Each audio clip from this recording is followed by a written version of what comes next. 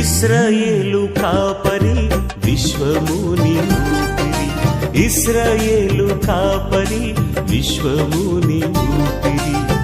పరలోక సారథి ప్రభునా వారధి, పరలోక సారథి ప్రభునా వారధి, యేసు నా రథ సారథి, నా హృదయ కాపరి. ఇశ్రాయేలు కాపరి విశ్వముని ఊపిరి, ఇశ్రాయేలు కాపరి విశ్వముని ఊపిరి.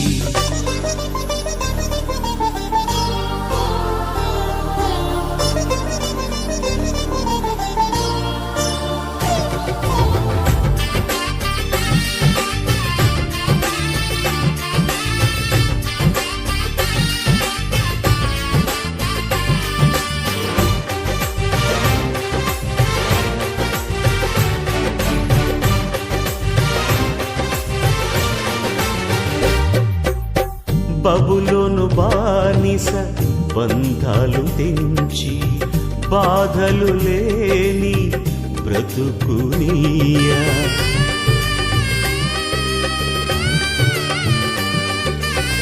బబులోను బానిస బంధాలు తెంచి, బాధలు లేని బ్రతుకునియా. సిలువ కాటాలో శ్రమల కౌగిటిలో, సిలువ కాటాలో శ్రమల కౌగిటిలో, రక్తము కాచి రక్షణనిచ్చిన నా యేసయ్య, నీ రక్తము కాచి రక్షణనిచ్చిన నా యేసయ్య.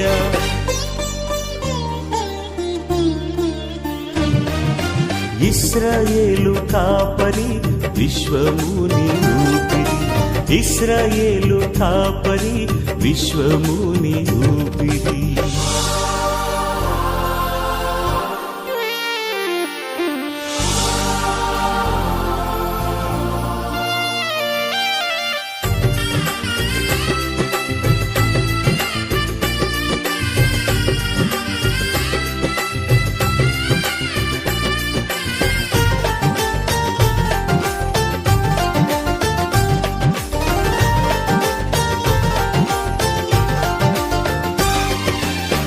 ఆత్మీయ ఇశ్రాయేలీల ఆశ్రయము యేసి, అభిషేకంతో ఆధిక్య.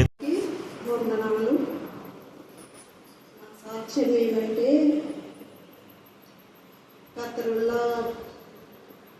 పిల్లోడు చిన్న బాబు ఒక 9 రోజులైంది పుట్టి, పాలు తాగుతలేడు అని మా ఇంటి దగ్గరకు వచ్చినారు వాళ్ళు. వచ్చింటే ఎట్లా వేయాలమ్మా, అక్క కూడా అనంతపురానికి పోయింది ఆ రోజు, ఎట్లా వేయాలమ్మా అక్కడ పిలుచుకోబోతుంటే నాకు మతుకొచ్చింది. నాకు మతుకొచ్చినాక నాకు ఇంకా చాలే వీళ్ళు ఇంతగా ఆడుకుంటున్నారని, దేవుడా అంతా నువ్వే తండ్రి, నీ కుమారుడు కదా తండ్రి, నువ్వే పాలు పట్టిస్తావని నేను నమ్ముకున్నా అని ప్రార్థన చేసుకొని ఇంటి దగ్గర నూనె తలకి పెట్టుకొని పోయినా. పోయింటే అక్కడ 9 మంది 10 మంది పాలు పట్టించినారంట ఆడోళ్ళు. అసలు పిల్లోడు వాళ్ళ అమ్మకి వెళ్ళి మళ్ళీ లేడంట, చల్లుకి వెళ్ళి అంత లేకుంటే ఇంకా నేను పోయినాను. పోయి నూనె డబ్బా తీసుకొని ఏమనుకుంటారు అని నా తల మీద ఉండేది బాబుకి పేదలకి పూసినాను. పూసి తండ్రి నువ్వేమి ఊరికే చేతులు కట్టుకొని నిలబడి చూసుకుంటూ ఉండే తండ్రివి కాదు కదా, నువ్వు తాపిస్తావని నేను చెప్పినాను కూడా వాళ్ళకి అని నేను అనుకొని ప్రార్థన పోయి ఎత్తుకున్నాను. ఎత్తుకొని నాని పాలలోకి వేసుకున్నాను. బాగా చెప్తున్నాడు కదక్క, పట్టుకుంటాడని లేదు వాళ్ళకి చూస్తున్నారు. చూసి ఇట్లనే అలసుడమ్మా నువ్వు కూడా అని వాళ్ళ అమ్మకి ఇచ్చినాను. ఇచ్చి నా చేతిలో ఉంటే ఇంకా పాలు ఆపిస్తుంటే ఇంకా వాళ్ళమ్మ సంతోషపడుతుంది.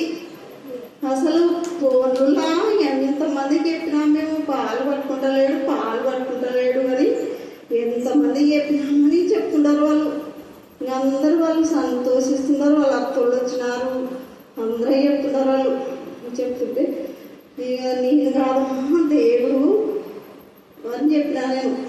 చెప్తే పాఠం చేయించుకురాక నూనె ఇస్తా, నూనె డబ్బా ఇస్తా అని ఇచ్చినారు. ఇంకా అక్క కూడా ఆ రోజు అనంతపురాన్ని వెళ్ళి ఇంకా ఫోన్ చేసి పాఠం చేసి ఇచ్చింది నూనె. ఇంకా నూనె ఇంకా రోజు అదే పెడుతుంటారంట. ఇంకా పెడుతుంటే ఇంకా డబ్బా అయిపోయింది. మళ్ళీ ఈ రోజు కూడా ఇచ్చినారు వాళ్ళు. కానీ నాకు కూడా అక్కలోన నాకు దేవుడు కనిపించినాడు. అక్క రూపం అసలు కళ్ళలో తెలిస్తే కూడా అక్కలాగా కనిపిస్తలేదు, నాకు దేవుడే కనిపించినాడు. ఇంకా ఆ తండ్రి తక్కువైన దేవుడు కాదు కదా అని నేను ధైర్యం చేసి వాళ్ళ ఇంటికి పోయినాను. ఇంకా సర్లేమ్మా గారి వాళ్ళు సంతోషం అన్నారు. అక్క పాడదని చెప్పి అక్కతోనే అంటే ఇంకా సర్లే అని చెప్పినాను నేను. చిన్న సాక్ష్యానికి దేవుడు జీవించిన కాక ఆమేన్ ఆమేన్ ఆమేన్.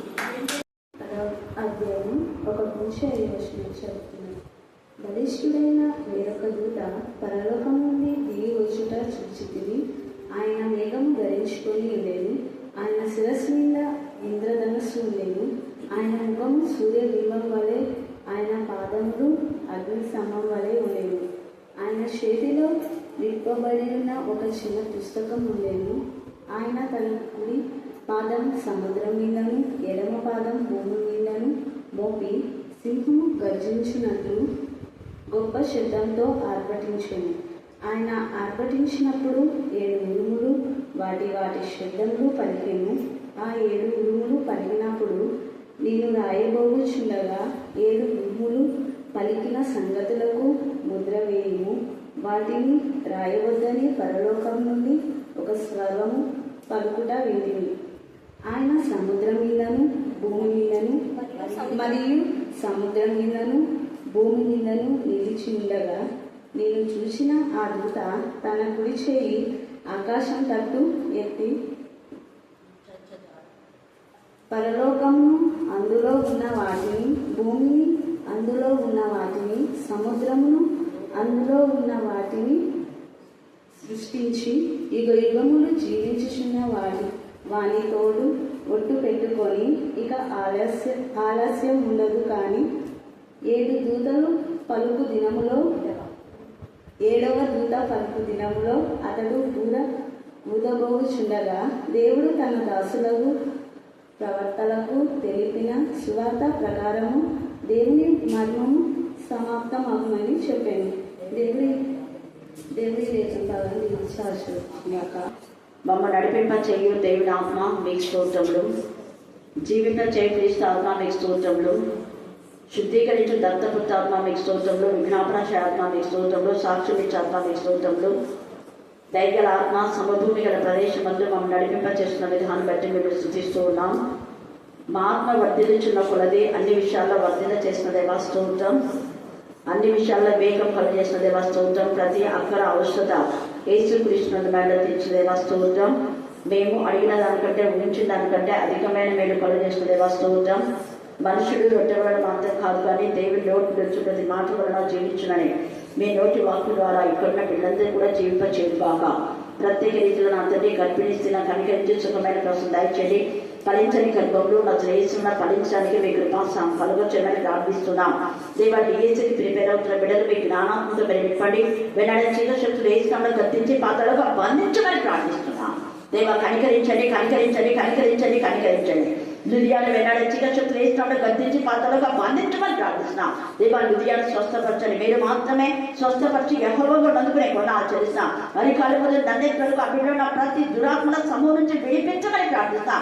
ఎంతమంది అయితే నా ప్రభావ మీ సన్నిధికి రాక వారి కుటుంబంలో అనేక గొడవలతో నా ప్రభావ తండ్రి దేవ సతమవుతున్న బిడ్డలతో మీరు మాట్లాడమని ప్రార్థిస్తున్నాం. అందరు చెప్పండి, బలిష్ఠుడైన వేరొక దూత.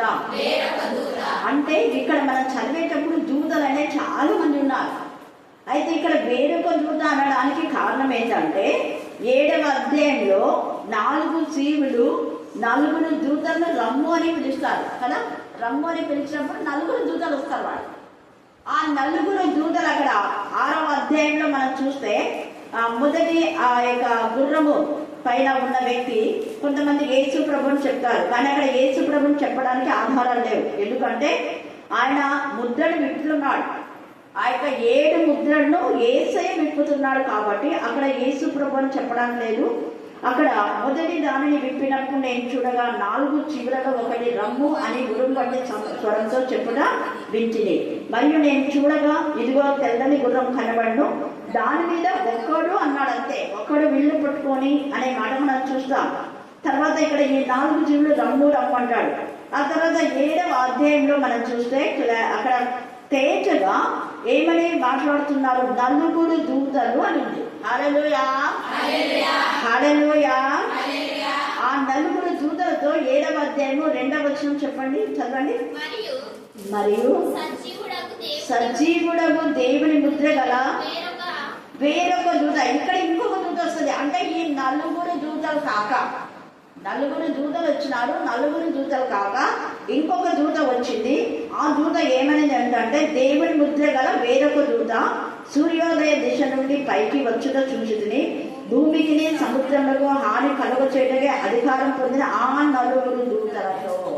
నలుగురు దూతలు అధికారం పొందినారు. అంటే ఈ యొక్క దూత 5వ దూత అని మనం చెప్పుకోవచ్చు. ఈ యొక్క వేరొక దూత, ఈ నలుగురు దూతలు కాదు, వచ్చి మేము ముద్రించిన తర్వాతనే మీరు వెళ్ళాలి అని ఒక ఆజ్ఞ జారీ చేసింది.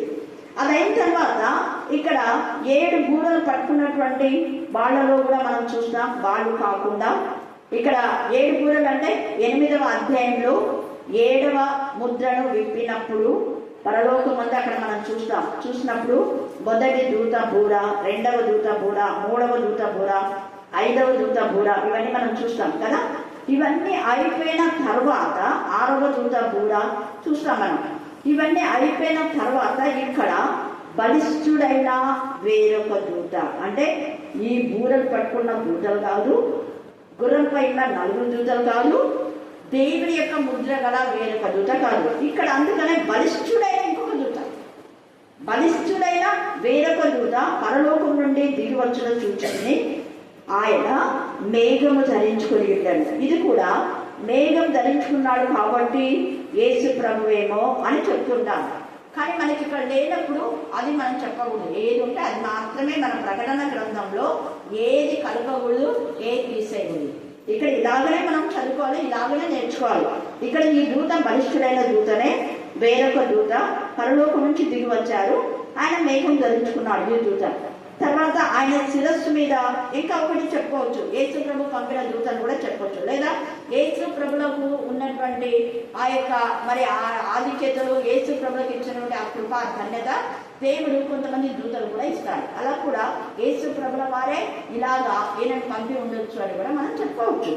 ఇక్కడ మేఘము ధరించుకొని వెళ్ళాను. ఆయన శిరస్సు మీద ఏమన్నట, ఇంద్రధనస్సు ఉన్నది. శిరస్సు మీద ఇంద్రధనస్సు. ఇంద్రధనస్సు ఎక్కడ ఉంటుంది చెప్పాలి. ఇంద్రధనస్సు ఎక్కడుంది? ఇంకా ఆయన సింహాసనం చుట్టూ ఇంద్రధనస్సు ఆవరించారని ఉంది కదా. నోవహు ఉన్నప్పుడు వచ్చింది. అంటే సింహాసనం ముందున్న ఇంద్రధనస్సు ముందుకు వచ్చి గుర్తు, నిబంధనకు గుర్తాలి. ఆ ఇంద్రధనస్సు నిబంధనకు గుర్తు. ఇక మీదుగా వర్షం రాకూడదని చెప్పడానికి అక్కడ ఇంద్రధనస్సు. ఇంద్రధనస్సులో 7 రంగులు ఉంటాయి. 7 రంగులు అంటే అక్కడ కొంతమంది 7 ఆత్మలకు కూడా అది గుర్తు అని చెప్తుంటారు. హల్లెలూయా, హల్లెలూయా. అంటే తండ్రి యొక్క సన్నిధిలో 7 ఆత్మలు కలవాడు చెప్పు సంగతులు ఏవనగా అనేది. తర్వాత 7 యొక్క ఆత్మల మధ్య సంచరించి వాడేవనగా అది కాకుండా ఉండొచ్చు. ఇక 7 రంగులు మాత్రము దేవుని యొక్క గుణ లక్షణాలను కూడా చెప్తారు.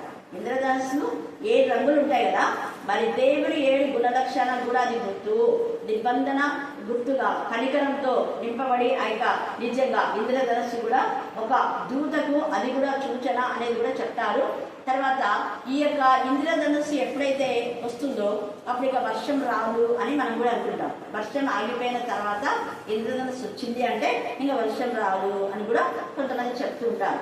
అలాగా ఇక్కడ కూడా ఆ యొక్క శిరస్సు మీద ఇంద్రధనుస్సు ఉండేనంట. ఆయన ముఖం ఎలా ఉందంట, సూర్యబింబం వల్ల. దీన్ని బట్టి యేసు ప్రభుల వారిని కొందరు చెప్తుంటారు, కానీ మనకి ఇక్కడ అవన్నీ ఏమి. తర్వాత ఆయన పాదము అగ్ని స్తంభం వలెను, ఇది చెప్పినప్పుడు చూడండి, ఆయన చేతిలో విప్పబడి ఉన్న ఒక చిన్న పుస్తకము అనేది. ఇక్కడ విప్పబడిన పుస్తకముని బట్టి యేసు ప్రభుని కూడా చెప్పడానికి కొందరు చెప్తూ ఉంటారు. ఎందుకంటే యేసు ప్రభువు ఆ యొక్క గ్రంథాన్ని విప్పినాడు కదా, అన్ని 7 ముద్రలను విప్పేశాడు. ఒక విప్పబడినటువంటి ఒక అది ఉంది, 7 ముద్రలతో ఉన్నటువంటిది. ఆ ముద్రను విప్పేశాడు. ఇప్పుడు విప్పినాడు కాబట్టి అది తెరవబడినటువంటి, అందుకే విప్పబడిన అని చూడండి. ఆయన చేతిలో విప్పబడి ఉన్న ఒక చిన్న పుస్తకం ఉండేను. ఆయన తన కుడి పాదం సముద్రం మీదను ఎడమ పాదం భూమి మీదను మోపి సింహము గర్జించినట్లు గొప్ప శబ్దంతో ఆర్భటించను. ఆయన ఆర్భటించినప్పుడు ఏమైందంట, 7 గురువులు వాటి శబ్దములు పలికారు. 7 గురువులు అంటే యేసు ప్రభుకున్న శక్తి కూడా కలిగి ఉండొచ్చు అనేది కూడా ఒక ఆనవాళ్ళుగా ఇక్కడ చెప్తూ ఉంటారు అనమాట. యేసు ప్రభుకున్నటువంటి శక్తిని కూడా కలిగి ఉన్నాడని కూడా చెప్పొచ్చు అని. అందుకే 7 ఉరుములు వాటి శబ్దములు పలికెను. ఆయన 7 ఉరుములు పలికినప్పుడు, ఆ 7 ఉరుములు పలికినప్పుడు నేను వ్రాయబోచుండగా 7 ఉరుములు పలికిన సంగతులు ఏం చేస్తున్నా అంటున్నాడు, ముద్ర వేయండి. ఇక్కడనేమో వేసు ఎప్పుడో వేయమన్న ముద్రలు విప్పేశాడు. ఇప్పుడు ఏమంటున్నాడు, ముద్ర వేయమంటున్నాడు. అక్కడ ఎంత చక్కగా చూడండి, ఆ యొక్క ఏవైతే నేను పలికానో 7 ఉరుములు పలికిన సంగతులకు ముద్ర వేయము.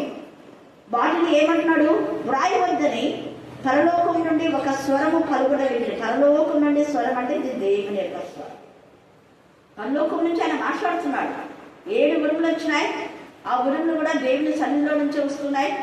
ఆ యొక్క పలికినటువంటి ఆ మాటను బట్టి మనం చూస్తే ముద్ర వేయను కానీ వ్రాయవద్దు అన్నాడు. మరియు సముద్రం మీదను భూమి మీదను నిలిచి ఉండగా నేను చూచిన ఆ దూత తన కుడి చెయ్యి ఏం చేస్తున్నాడ, ఆకాశం తట్టు ఎత్తి, కుడి చెయ్యి ఆకాశం తట్టు ఎత్తి పరలోకమును అందులో ఉన్నవాటిని, భూమిని అందులో ఉన్నవాటిని, సముద్రంలో అందులో ఉన్నవాటిని సృష్టించి యుగ యుగములు జీవించుచున్న వాడిని తోడు ఒట్టు పెట్టుకొని ఇక ఆలస్యం ఉండదు కానీ 7వ దూత పలుకు దినములలో, ఇది అండర్లైన్ చేసుకోండి, 7వ దూత. 7వ దూత ఇక్కడికి మనం చూస్తే 6వ దూత దూరం ఊదినప్పుడు ఉందా, ఉంది కదా. ఇంకా ఈ తర్వాత ఇక్కడ 7వ దూత ఉందా ఎక్కడైనా చూడండి. 9వ అధ్యాయంలో 7వ దూత ఉందా చూడక నీకు చదివేటప్పుడు ఎక్కడ ఎక్కడ ఏ 7వ వచనం ఏది నేను చెప్పేది, నేను 9వ అధ్యాయంలో ఉందా. మరి 9వ అధ్యాయంలో ఏముంది, 6వ దూత వరకే ఉంది కదా. ఉందా 7వ దూత? 7 బూరలనే ఉన్నాయి కదా మనకు. 7 దూతలు, 7 బూరలు, 7 నక్షత్రాలు ఇవన్నీ ఉన్నాయి. అక్కడ 4 దూతలు వాళ్ళవే. అక్కడ దేవుని యొక్క నామములో, అంటే ఆయన యొక్క నామంలో లేకపోతే ఆయన ముద్ద, దేవుని ముద్ద కలిగినటువంటి దూత ఒక దూత ఉంది. ఇక్కడ ఇంకొక దూత, వేరొక దూత, బలిష్ఠుడైన దూత. ఈ బలిష్ఠుడైన దూత వేరే, అక్కడ దేవుని ముద్ర కలిగినటువంటి వేరొక దూత వేరే, 4 దూతలు వేరే, ఈ బూరలు పట్టుకున్న దూతలు వేరే. ఈ బూరలు పట్టుకున్న దూతల్లో అక్కడ 7 బూరలు, 7 దూతలు. ఇప్పుడు ఇక్కడ 7వ దూత పలుకు దినములలో అతడు బూర ఊదబోచుండగా, ఇది అండర్లైన్ చేసుకోండి. ఇక్కడ 7వ బూర 10వ అధ్యాయం వచ్చింది. 9వ అధ్యాయం వరకు 6 బూరలు పట్టుకున్న దూతలు మనం చూస్తున్నాం, అవునా. ఇప్పుడు తర్వాత 10వ అధ్యాయంలో 7వ వచనంలో 7వ దూత పలుకు దినములలో అతడు బూర ఊదబోచుండగా దేవుడు ఏమంటున్నాడంట, తన దాసులకు ప్రవక్తలకు తెలిపిన సువార్త ప్రకారము దేవుని మర్మం ఏమైతుందో సమాప్తమవుతుంది. మర్మం సమాప్తమవుతుంది. వాక్యము మార్మికమైనది. వాక్యము 2 అంచుల ఖడ్గం. అందుకనే వాక్యమును మనం సరిగా అర్థం చేసుకోవాలి, కానీ మన ఇష్టానుసారంగా మర్చుకోకూడదు. ఎవరికి ఇష్టం వచ్చినట్టుగా మన వాక్యం తీసుకొని వాడుకోవడానికి కాదు. నిన్ను వల్ల నీ పొరుగుని ప్రేమించము కాబట్టి నువ్వు చేసుకున్న మాంసం దానికి అంటే వాడు అన్నాడు ఇంకోడు, అవును నీకు పొరుగుని ఏది ఆశించకూడదని ఇష్టానికి కాదు. ఇచ్చటి వాడికి వాడనని కాదు, దేవుని వాక్యంలో మహిమకరమైన విధానంలో మనం వాడుకోవాలి. హల్లెలూయా, హల్లెలూయా, హల్లెలూయా. అందుకని ఇక్కడ ఎంత తేటగా పరలోకమందు అని మనం అక్కడ చూస్తున్నాం. తర్వాత నిబంధన దూత అంటే యేసు ప్రభులో కూడా నిబంధన దూత అని ఒక పేరుంది. మనం చూస్తే ఇక్కడ ఈ యొక్క 22వ అధ్యాయము 8వ వచనం చదవండి. ప్రకటన 22:8.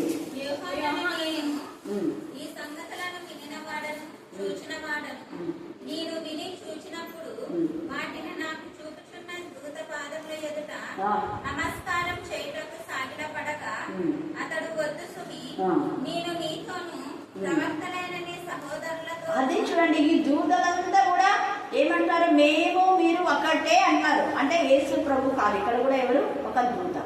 చెప్పిన దూతకు ఇక్కడ యోహాను ఇవన్నీ చెప్పింది ఎవరంటే దూతనే. హల్లెలూయా, హల్లెలూయా, హల్లెలూయా. అందుకని ఇక్కడ క్లియర్ గా 22వ అధ్యాయంలో తేజగా ఈ మాట మాట్లాడుతూ ఉన్నాడు. 2వ వచనం నుంచి ఆ రాజవీధి మధ్య ప్రవహించుట ఆ దూత నాకు చూపాను, ఆ నది యొక్క ఈవల అవల జీవవృక్షం అదంతా ఉంది. తర్వాత 8వ వచనంలో ఇవన్నీ నాకు చెప్పినటువంటి ఆ దూతకు సాగిలపడగా వద్దు, సాగిలపడొద్దు. మనం సాగిలపడాల్సిందే యేసు ప్రభువు వారికి, తండ్రి కుమార పరిశుద్ధాత్మకే. మీరెంత మేము కూడా అంతే. ఎంత తేలిగా చెప్తున్నాడు, ఎంత తగ్గిపుచ్చున్నాడు ఈ దూతకు. అతడు వద్దు సుమి, నేను నీతోనూ ప్రవక్తలైన నీ సహోదరులతోనూ ఈ గ్రంథమందుల వాక్యములను గైకొని వారితోనూ సహా దాసులను దేవునికే నమస్కారం చేయమని చెప్పాను. కాబట్టి ఇక్కడ చెప్పింది దూతనే, యేసు ప్రభు కాదు అన్నది మనకు క్లారిటీగా అర్థమవుతుంది. దూత ఈ యొక్క మరి యోహానుతో మాట్లాడుతున్నాడు అన్న విషయాన్ని మనకు అర్థమవుతుంది. అందుకే 7వ దూత పలుకుతూ ఉంటే అప్పుడు దేవుని మర్మము తన బిడ్డలకు దేవుడు బయటకు వస్తాడు. ఎలాంటి మర్మం అంటే అక్కడ మత్తయి సువార్తలో మీరు వెళ్ళేటప్పుడు జాల తీసుకోవద్దు, చెప్పులొద్దు, ఒక్క అంగీన తీసుకోవాలి అని చెప్తాడు. ఇంకొక చోట కత్తి గలవాడు కత్తి తీసుకొని పోమంటాడు. కత్తి అంటే పొడచడానికి కాదు, వాక్యం అనే ఖడ్గం. హల్లెలూయా, హల్లెలూయా, హల్లెలూయా. తర్వాత పనివాడు జీతానికి పాత్రుడు అంటాడు. ఇంకొక చోట మీరు సమాజ మందిరంలో అంటే నశించిన గొర్రెల దగ్గరికి వెళ్ళాలి కానీ అన్యుల దగ్గరికి వెళ్ళకూడదు అని చెప్తారు. ఇలాగా దైవికమైన విధానంలో దేవుడు తన చిత్తానుసారంగా తన యొక్క పిల్లలు పంపిస్తారు. అపోస్తలుడైన పౌలుకైతే నీవు అన్ని జనులకు సాక్షిగా ఉండవు అన్నాడు. పేతురునేమో చెదిరిపోయిన నశించిన యూదా వాళ్ళను కాపాడాలి అన్నాడు. హల్లెలూయా, హల్లెలూయా, హల్లెలూయా. ఆయన యొక్క వాక్యం రెండంచుల ఖడ్గం అని మనం హెబ్రీయులకు రాసిన పత్రిక 4వ అధ్యాయంలో కూడా మనం తేజగా 6వ అధ్యాయం అనుకుంటాం, ఎంత తేజగా ఆ మాట మనం చూస్తాం. రెండంచుల ఖడ్గం ఈ వాక్యం. కాబట్టి వాక్యమును ఎందుకు, ఎక్కడ, ఎవరితో, ఎలా చెప్పారు అని మనం అర్థం చేసుకునే సందర్భాన్ని అర్థం చేసుకోకుండా మనకిష్టం వచ్చినట్టుగా మనం వాక్యాన్ని మలుచుకోవడం కాదు. అందుకనే దేవుని మర్మం అక్కడ సమాప్తమగును అనే మాట ఇక్కడ మాట్లాడుతున్నాడు. మార్మికం ఏంటి ఆ మర్మం అంటే, ఇప్పుడు యేసు ప్రభుల వారి వివాహం అంటే యేసు ప్రభుకు వివాహం అవుతుంది అని కొందరు అడుగుతున్నారు. అది అర్థం లేదు. ఇక్కడ వివాహం అన్నది ఏంటి అంటే ఆత్మలు కలిసిపోట, అంటే మనము యేసు ప్రభు ఆత్మ ఏకం కావుట. ఆత్మలు హృదయాలు, అందుకే నీ హృదయం నాకు ఇమ్మన్నాడు కదా. మన హృదయము మన ఆత్మ తండ్రితో కలిసిపోవడమే వివాహం అంటే. హల్లెలూయా, హల్లెలూయా, హల్లెలూయా. ఇప్పుడు ఇక్కడ జరిగే వివాహాల్లో కాదు, యేసయ్యతో మనం కలిసి జీవించే జీవితం అన్నమాట. అది అక్కడ. అది అర్థం చేసుకోకుండా కొంతమంది హైందవులు దాని గురించి ఏమేమో పెద్దగా మాట్లాడుతూ ఉంటారు, వివాదాలు పెట్టుకుంటూ ఉంటారు. కాబట్టి అవి కాదు, వాక్యంలో సరిగా ఎందుకు అది మర్మం అంటున్నాడు అక్కడ. మర్మమైన ఆ విషయాన్ని మనం చాలా జాగ్రత్తగా ఆలోచించి దేవుని సన్నిధిలో కనిపెట్టి ప్రార్థన చేస్తే దేవుడే మనతో మాట్లాడతాడు. అందుకనే దేవుని మర్మం సమాప్తమగునని చెప్పాను. అంతర పరలోకం నుండి నేను వినిన స్వరం మరలా నాతో మాట్లాడుచు, నీవు వెళ్ళి సముద్రం మీదను భూమి మీదను నిలిచి ఉన్న ఆ దూత చేతిలో, ఇక్కడ ఏ వేరొక దూత బలిష్ఠుడైన దూత నిలబడినాడో ఆ దూతతో ఈ 7వ దూత చెప్తున్నాడు. చూడండి, ఆ దూత చేతిలో విప్పబడి నా చిన్న పుస్తకం తీసుకొని మరి చెప్పుట వింటిని. నేను ఆ దూత యుద్ధకు వెళ్ళి ఇప్పుడు యోహాను వెళ్ళినాడు. ఏ బలిష్ఠుడైన దూత దగ్గర ఉంది కదా, అక్కడికి యోహాను వెళ్తున్నాడు. నేను ఆ దూత యుద్ధకు వెళ్ళి ఆ చిన్న పుస్తకం నాకు ఇమ్మని అడగగా ఆయన దాన్ని తీసుకొని తినివేయము అంటున్నాడు.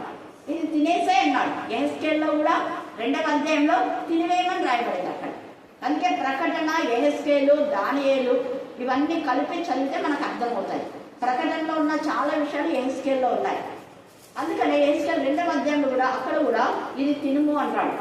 నా నోటికి తినేటప్పుడు తీయగా ఉంది, కడుపుకి ఏమైపోయిందంట చేదైపోయింది. అంటే భరిస్తే కష్టాలు అనమాట. అది మనకు మాధుర్యంగా ఉంటుంది వాక్యం. వాక్యానుసారంగా జీవించాలంటే చేదు అనే దాంట్లో కొంచెం కష్టమే, కొంచెం మన ఎంత కష్టమైనా వాక్యానుసారంగా మనం జీవించాలంటే అక్కడ అర్థం.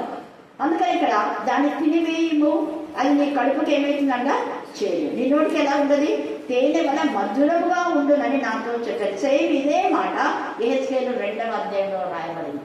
కాబట్టి ఈ యొక్క రాత్రి కాలసందు మిగతా ఇక్కడ తర్వాత 10వ వచనం చదవండి. అంతటా చిన్న పుస్తకంలో దూత చేతిలో నుండి తీసుకొని దాన్ని తినివేసి. వాక్యం వినేటప్పుడు మనకు మాధుర్యంగా ఉంటుంది. వాక్యానుసారంగా నడవంటే నడవలేకపోతున్నారు చాలా మంది, కష్టంగా ఉంది. అందుకే వాక్యానుసారంగా నడవడమే మనం నేర్చుకోవాలి. అది నా నోటికి తేనె వలె మధురంగా ఉండేది. ఎందుకంటే దేవుని వాక్యం తేనె దారుల కంటే మృదువు మధురమైంది.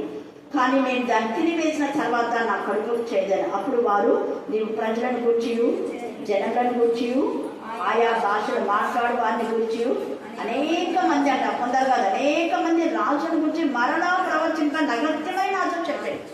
రాజుల గురించి చాలా ప్రవచనాలు ఉన్నాయి, కానీ ఇంకా మళ్ళీ ఈ రాజుల గురించి నువ్వేమీ ప్రవచించవద్దు.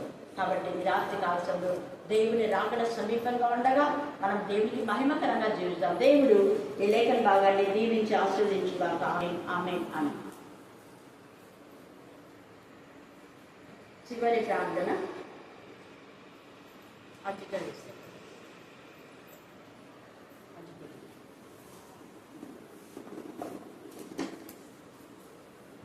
ప్రార్థన చేస్తుంది. పరిశుద్ధ వేలకుల దూతల చేతులు, మా వంటి బిడ్డల చేతులు, కెరూబుల చేతులు, సెరుకుల చేతులు నిత్యము పరిశుద్ధుడు పరిశుద్ధుడు పరిశుద్ధుడు మహిమ మహిమ మహిమను పొగడవలసిన మా ప్రియ పరలోకపు తండ్రి, నీ ఘనమైన శ్రేష్టమైన ఉన్నతమైన పరిశుద్ధమైన నియంత బంగారు పాదములకు కృతజ్ఞతాస్తుతులు స్తోత్రాలు వందనాలు చెల్లించుకుంటున్నాం. ఉదయం మొదలుకొని ఇంతవరకు మా పని పడలేదు, ఎంతగానో తోడుగా ఉంది తండ్రి. యొక్క రాత్రికాల సమయంలో తండ్రి చిన్న మందగా మేమందరము కూడుకొని నేను స్తుతించి, నేను ఆరాధించి, నేను కొనియాడి నేను మయపరిచే భాగ్యాన్ని మాకు ఇచ్చినందుకు నీకు వందనాలు చెల్లించుకుంటున్నాను తండ్రి. అవునైనా ఈ యొక్క రాత్రికాల సమయంలో నా తండ్రి యొక్క సహవాసంలో చేరి వచ్చిన ప్రతి పిల్లలు మీరు జ్ఞాపకం చేసుకున్నాను చూస్తున్నాను తండ్రి. స్తోత్రాలు. ఇంతవరకు పాటల ద్వారా, ప్రార్థన ద్వారా, వాక్యం ద్వారా నేను స్థుతించి, నేను ఆరాధించి, నేను మయపరిచాను దేవానికి స్తోత్రములు చెల్లించుకుంటున్నాను. అవును నా తండ్రి, మరి నీ దాసురాల ద్వారా నా తండ్రి మీరు మాతో మాట్లాడిన విధానంకై నీకు వందనాలు స్తుతులు స్తోత్రాలు చెల్లించుకుంటున్నాను నా తండ్రి. అవును మా ప్రభువా, ప్రకటన గ్రంథం ఎంతో గొప్పదని మీరు సెలవిచ్చినారు. దేవునికి స్తోత్రములు చెల్లించుకుంటున్నాం నా తండ్రి. ఆ యొక్క గ్రంథంలో నుంచి నా తండ్రి నా ప్రభా మరి బలిష్ఠుడైన నా తండ్రి నా ప్రభా దూత గురించి మేము విన్నాం. దేవునికి స్తోత్రములు చెల్లించుకుంటున్నాం మరి నా ప్రభా. అవునైనా విన్న వాక్యంలో నా తండ్రి విడిచిపెట్టడం మా యొక్క హృదయంలో నీరు కంటే ఫలించి ఫలాభివృద్ధి పొందుకున్నట్లు నాకు సహాయం చేయమని అడుగుతుంటున్నాం నా తండ్రి. అవును నా ప్రభా, ఈ లోకానుసారమైన జీవితం నా తండ్రి మా నోటికి తేనె వంటి వాటిని ఉన్నప్పటికైనా నా తండ్రి పరలోకానుసారమైన జీవితం నా తండ్రి మా కడుపుకు చేదై ఉంటుందని మీరు సెలవిచ్చారు. దేవునికి స్తోత్రము నా తండ్రి. తేనె వంటి రుచికి మేము లోబడక నా తండ్రి, చేదైనట్టే నీ యొక్క మధురమైన మాటలకు మేము లోబడి నా తండ్రి నీ యొక్క వాక్యానుసారమైన జీవితంలో జీవించడానికి ఈ లోకంలో మీరు సహాయం దయచేసి మీరు మహిమను పొందుకోమడుగుచుంటున్నాం నా తండ్రి. అవును నా ప్రభా, ఈ లోకానుసారమైన జీవితము నా తండ్రి ఎంతో రుచికరమైనది, మధురమైనది, రమ్యమైనది నైనా నీకు స్తోత్రంలో చెల్లించుకుంటున్నాం నా తండ్రి. అయినా నా ప్రభా అవ్వవాలి మేము లోబడక నా తండ్రి అయా సాతానుకు చోటు ఇవ్వకున్నట్లు నా తండ్రి పరలోకానుసారమైన జీవితంలో నా తండ్రి మేము కలిగి జీవించుటకు ఈ లోకంలో నా తండ్రి మాకు సహాయం చేయమని అడుగుచుంటున్నాం నా తండ్రి. నీకు స్తోత్రంలో చెల్లించుకుంటున్నాం నా ప్రభా. అవునైనా ముఖ్యంగా వాక్యమునకు ప్రభు స్థానం ఇచ్చే జ్ఞానాన్ని దయచేయమని అడుగుచుంటున్నాం నా తండ్రి. నీకు స్తోత్రంలో చెల్లించుకుంటున్నాం. అవును నా తండ్రి, మరి నేను అడిగినాను నా తండ్రి, అయ్యగారిని మీరు జ్ఞాపకం చేసుకొని నా తండ్రి అపవాది శోధించినప్పటికీ నా తండ్రి యొక్క శోధనకు లోపడక మా దేవుడు గొప్పవాడని నా తండ్రి నీ దాసులు పలికిన లేఖనములను బట్టి కూడా నీకు వందనాలు, స్తుతులు, స్తోత్రాలు. నీ దాసుల పక్షాన మీరు నా తండ్రి గొప్ప కార్యంలో మీరు నిన్న దినాన జరిగించుకున్నందుకు నీకు వందనాలు. ఇంకా నా తండ్రి నీ చిత్తమైతే మంచి ఆరోగ్యంలో దయచేసి నా తండ్రి నీ యొక్క సేవలు అధికంగా వాడుకోమని అడుగుతుంటున్నాం నా తండ్రి. అయ్యా, గొర్రెలను కాయటకు మీరు గొప్ప జ్ఞానం